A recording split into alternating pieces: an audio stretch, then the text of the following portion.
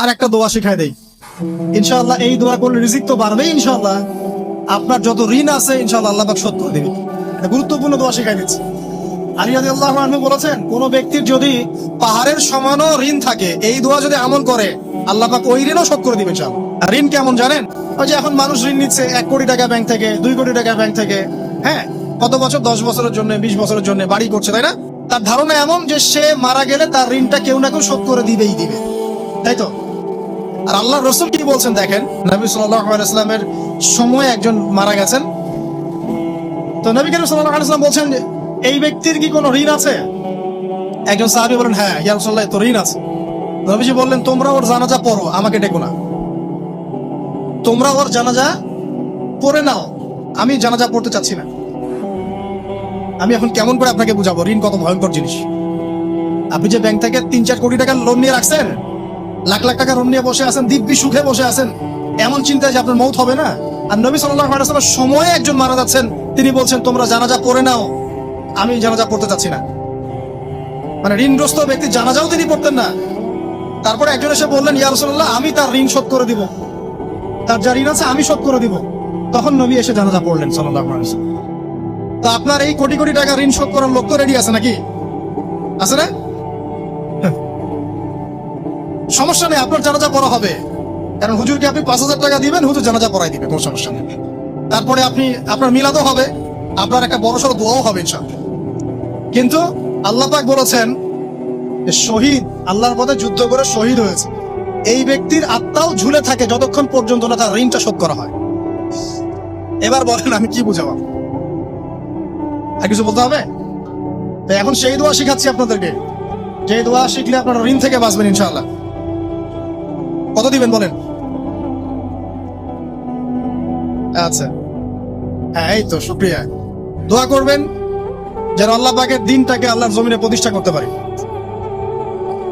আমার সাথে বলেন, দোয়াটা হচ্ছে, আল্লাহুম্মা ইকফিনি বিহালালিকা আন হারামিকা ওয়া আগনিনি বিফদলিকা আম্মান সিওয়াকা।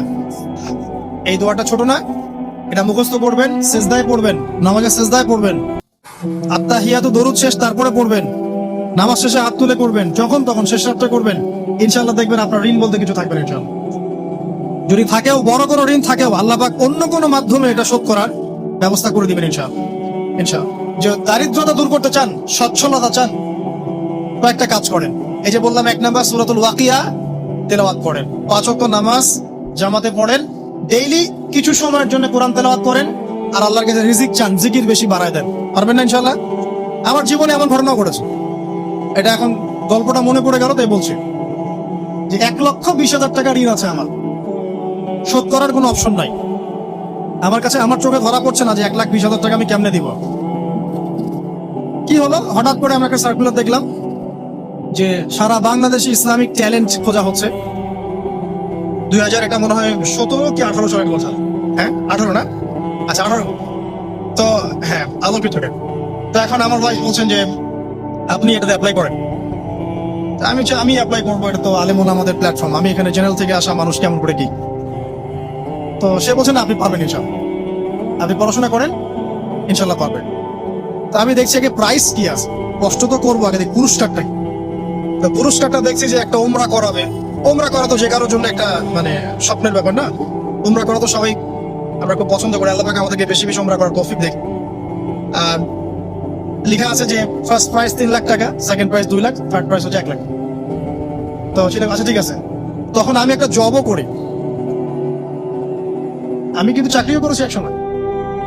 তো এখন জব ছেড়ে দিলাম, জবে থাকলে আমার এখন পড়াশোনা হবে না। তারপর টানা 4 কি 5 মাস দৈনিক 10 থেকে 12 ঘন্টা করে পড়েছি। টানা 4 থেকে 5 মাস দৈনিক 10 থেকে 12 ঘন্টা, নামা খাওয়া সব ওখানে। আর যতটা সহজ মনে করছেন, আসলে কিন্তু প্রতিযোগিতা তত সহজ নয়। আসলে যে কোনো জায়গা থেকে প্রশ্ন আসতে পারে, আকিদা, সিরাত, ইতিহাস, এটা ওইটা অনেক টপিক, প্রায় 36টা বিভাগ আছে। তো আলহামদুলিল্লাহ কিভাবে জানি আস্তে আস্তে উঠতে পারলাম। গিয়ে দেখলাম যে হ্যাঁ, টিভি রাউন্ডে চলে গেছে। আমি তেমন কিছুই করি নাই, আমি শুধু পরিশ্রম করেছি, আল্লাহর কাছে বেশি থেকে বেশি দোয়া করেছি যে আল্লাহ, আমার ঋণ আছে, ঋণ শোধ করতে হবে একটা। এবং আমি চাচ্ছি যে এই প্রোগ্রামের মধ্য দিয়ে দিনের একটা বড় সার্কেল পাওয়া যায়, দিনই প্ল্যাটফর্ম পাওয়া যায়। তো আলহামদুলিল্লাহ, আল্লাহ পাকের ইচ্ছায় সেখানে একটা ভালো রেজাল্ট হলো এবং সেখানে ওমরাও করা হলো আলহামদুলিল্লাহ। এবং ক্যাশ তারা খুব তাড়াতাড়ি দিয়ে দিয়েছে। আমি পুরো ক্যাশটা আগে পেয়েই আগে ঋণটা শোধ।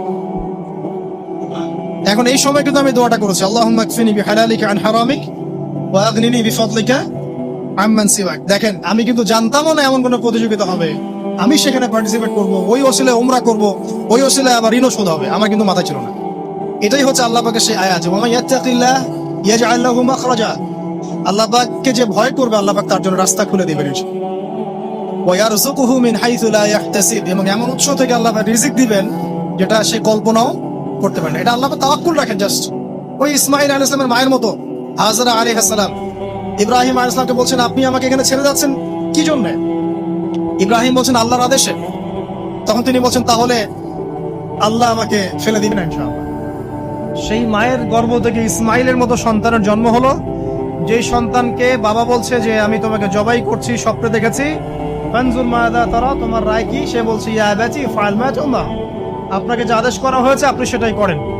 সাতাজিদুনি ইনশাআল্লাহু মিনাস সাবিরিন, ইনশাআল্লাহ আপনি আমাকে ধৈর্যশীল পাবেন। দেখেন কোন মায়ের গর্ভ থেকে কোন সন্তান।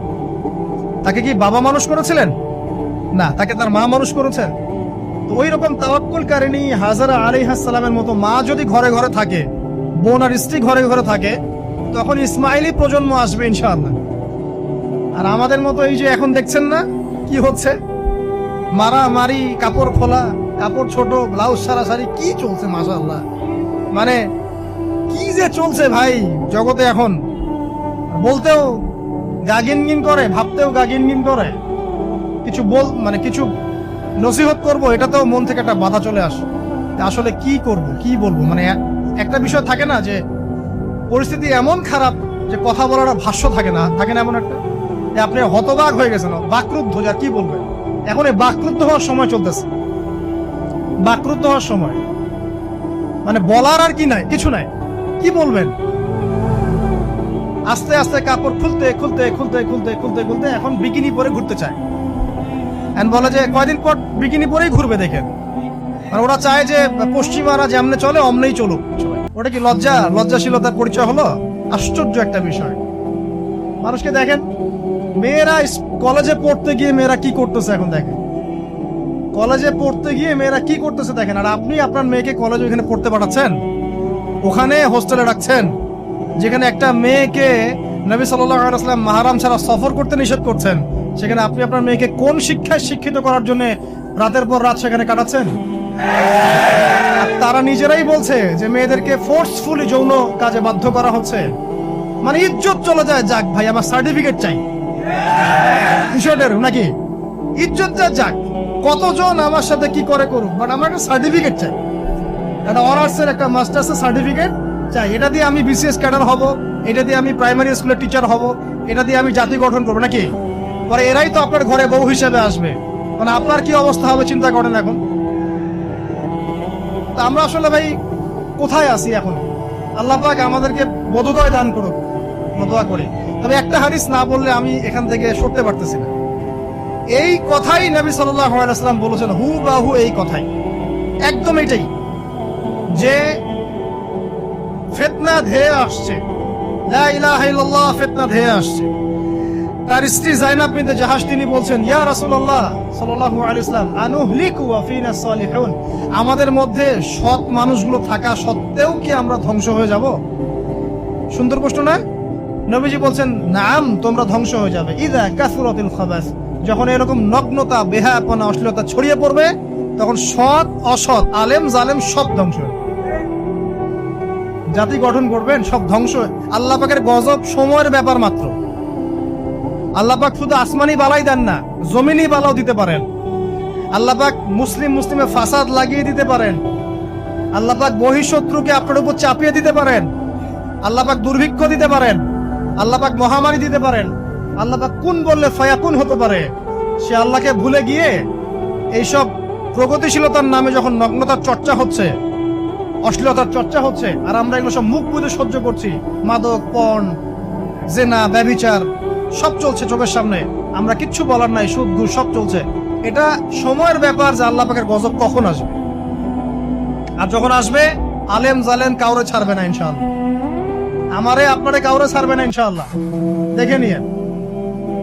আরেকটা কথা নবীজি বলছেন, দুই শ্রেণীর মানুষ আসবে কিয়ামতের আগে আগে, আমি দেখি নাই। তখন সাহাবীরা বলছেন, কারা ইয়া রাসূলুল্লাহ? একজন বলছেন, এক শ্রেণী হচ্ছে এমন এক শ্রেণীর পুরুষ। কারা এরা? পুরুষ যাদের হাতে লম্বা লম্বা লাঠি থাকবে, লাঠি, এই লাঠি দিয়ে তারা মানুষকে পিটাবে। কি আপনারা বুঝতে পারেন না কারা? আপনি নিজেও তার মধ্যে আছেন, আপনার ভাইও তার মধ্যে আছে। আপনি এবং আপনার ভাই দুজনেই এই কাজ করছেন, ভাই মারামারি করছেন, সবার হাতেই লাঠি আছে না? আছে। অথচ উভয় মুসলিম, আর একজন মুসলিম যখন আরেকজন মুসলিমের এগেইনস্টে যুদ্ধ করতে যায় বা এরকম মারামারি করতে যায় না, যে মরবে আর যে মারবে উভয়ই অপরাধী, উভয় অপরাধ। হাদিস রিয়াদুস সালেহিন বইয়ের মধ্যেও আছে, দেখে নিন। তারপরে দ্বিতীয় শ্রেণী হচ্ছে, নবীজি বলছেন নিসাউন, এক শ্রেণীর মহিলা আসবে, আমি দেখি নাই, মানে ওই যুগে ছিল না। আইয়ামে জাহেলিয়াতের বর্বর যুগেও এরকম মেয়ে ছিল না। তার মানে বুঝতে পারছেন, আইয়ামে জাহেলিয়াতের যে যুগটাকে এখন বর্বর বলে না, বর্বর, সেকেলে, মধ্যযুগীয় এইসব কথা বলে না, ওই যুগেও এই মানুষগুলো ছিল না। তার মানে নবীজি বলছেন আমি দেখিনি, লাম আরাহুমা, আমি ওদেরকে দেখি নাই। তারা কারা? নিসাউন, এক শ্রেণীর মহিলা, কাসিয়াতুন আরিয়া, যারা কাপড় পরবে বাট নগ্ন থাকবে, কাপড় পরবে কিন্তু নগ্ন থাকবে। মুমিলাত মাইলাত, নিজেও মানুষকে আকৃষ্ট করবে আবার নিজে আকৃষ্টও হবে। তারা জান্নাতে যাবেও না, জান্নাতের গন্ধও পাবে না। নেন এবার এখন দেখেন, একটু ভেবে দেখেন যে আমার ঘরে কি সেরকম মেয়ে আছে কিনা, আমার ঘরে সেরকম বোন আছে কিনা, আমার ঘরে তেমন ওয়াইফ আছে কিনা। এখন যদি আপনি আল্লাহ এবং তার রাসূলকে সর্বোচ্চ অগ্রাধিকার দেন, আল্লাহর ওয়াস্তে ওদেরকে ঠান্ডা মাথায় বোঝানোর চেষ্টা করেন, বোঝান তারা, তাদের ফাংশনটা কি, দুনিয়াতে ওদের ফাংশন কি, দুনিয়াতে মেয়েদের ফাংশনটা কি, একটা পরিবারে একটা মেয়ের ফাংশন কি, স্বামী স্ত্রীর সম্পর্কের মধ্যে মেয়ের ভূমিকা কি, স্ত্রীর ভূমিকা কি, এগুলোকে বুঝান। তবে হ্যাঁ, এক শ্রেণীকে আপনি বুঝিয়ে কুল পাবেন না, পরিস্থিতি বোঝেন। পরিস্থিতি বুঝলে আমাদের করণীয় বের হয়ে আসবে। করণীয় আমি অনেক দিন বলেছি, জ্ঞান অর্জনের কোনো বিকল্প নাই, জ্ঞান অনুযায়ী আমলের কোনো বিকল্প নাই, আদর্শ পরিবার গড়ার কোনো বিকল্প নাই, পরিবারে মেয়েদেরকে পর্দায় রাখার কোনো বিকল্প আছে? নাই। এমনকি আমাদের ছোট ছোট ছেলে মেয়ে যারা এখন জন্ম নিয়েছে, এদেরকেও ছোটবেলা থেকেই ইসলামের অনুশাসন দিতে হবে, না হলে বড় হয়ে বিগড়ে যাবে। এরা বিগড়াবে না? চতুর্দিকে ফিতনা, এরা তো বিগড়ে যাবেই। হালাল রিজিকের কোনো বিকল্প নাই। দ্বীনের জ্ঞান অর্জন করে দ্বীনি মানুষদের সাথে থাকার কোনো বিকল্প নাই। একা একা থাকতে যাবেন না, দ্বীনের বুঝ আছে এমন মানুষের সাথে থাকবেন, একসাথে থাকবেন। যেখানেই থাকেন, যে নামেই হোক, একসাথে থাকেন, যে নামেই হোক। ইসলামে তো অনেক দলাদলি আছে না? আচ্ছা হোক, এটা নিয়ে এখন কথা বলার দরকার নাই। যে কোনো ব্যানারেই হোক থাকেন, অ্যাটলিস্ট আপনি ভালো মানুষদের সাথে থাকেন, এটা ভালো হবে ইনশাআল্লাহ। আল্লাহ চাইতে দেখবেন সবার মাঝে একসময় ঐক্য দিয়ে দিতে পারেন, আল্লাহ পারেন না? আর যারা ইন্টেনশনালি উম্মার ঐক্যের বিরোধী, এদেরকে আল্লাহ পাক ধ্বংস করে দিবেন ইনশাআল্লাহ, সমস্যা নেই। কারণ আল্লাহ বলে তো একজন আছেন, তিনি সব দেখেন ইনশাআল্লাহ। আর হচ্ছে আপনার জ্ঞানটাকে ইসলামের কল্যাণে কাজে লাগান, আপনার সম্পদ, আপনার জানমাল, এটাকে ইসলামের কল্যাণে কাজে লাগান, দ্বীনের প্রচার প্রসার করতে থাকেন। আক্রমণাত্মক হবেন না, শৈথিলতাবাদীও হবেন, চরমপন্থী হবেন না, আবার এই যে গোলালু মার্কাও হবেন। গোলালু কি? মানে সব তরকারিতেই চলে। যখন দেখবে যে একটা বিষয় আসছে, আস্তে করে পাশ কেটে এমন একটা বিষয় নিয়ে কথা বলা শুরু করবে যেটার সাথে এখনকার বিষয়ের কোনো সম্পর্ক নেই। দেখবেন যে পুরো বিশ্বে একটা বিষয় চলছে, দেশে একটা বিষয় নিয়ে গরম, তখন দেখবেন কথা হচ্ছে মেয়েরা নেল পালিশ দিতে পারবে কিনা। আরে সুশ্রী মার্কা ইসলাম নিয়ে চলার দরকার নেই। যখন যেটা সামনে আসবে এটা ফেস করতে হবে, এবং সেটা চরম পন্থায় না, আক্রমণাত্মক ভাবে না, মানুষকে হিকমার সাথে, নসিহতের সাথে ঠান্ডা মাথায় যুক্তি প্রমাণ দিয়ে বুঝাতে হবে। এরপর যারা বুঝবে আলহামদুলিল্লাহ, যারা বুঝবে না এদের দায়িত্ব কারো হাতে? আল্লাহর হাতে। আল্লাহ পাক হয় গজবে শেষ করবেন, না হলে আল্লাহ পাক চাইলে হেদায়েতও দিতে পারে, এটা আল্লাহ পাকের ইখতিয়ার।